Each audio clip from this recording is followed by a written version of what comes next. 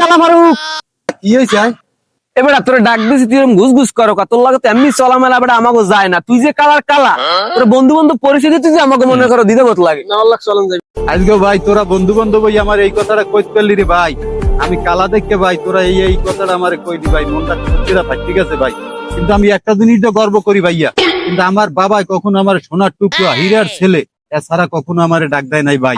কারণ তোকে এই জন্য মনে করো যে আমি কষ্ট পাইলাম, বন্ধু বান্ধবী বাদ দিয়ে দিলি। আজকে দেখ বাবা আমারে কি কই ডাকে, তোদের পড়বে চল।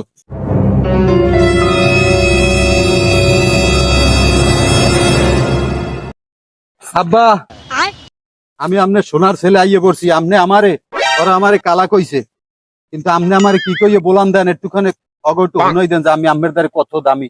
এ শালার বসলা, তুই তোর বন্ধু বান্ধব সামনে বইয়ে মোরে আব্বা বলো, তুই যে কাইলে কাইলে মোর মানিজ্য থাকবে। quack quack quack quack quack quack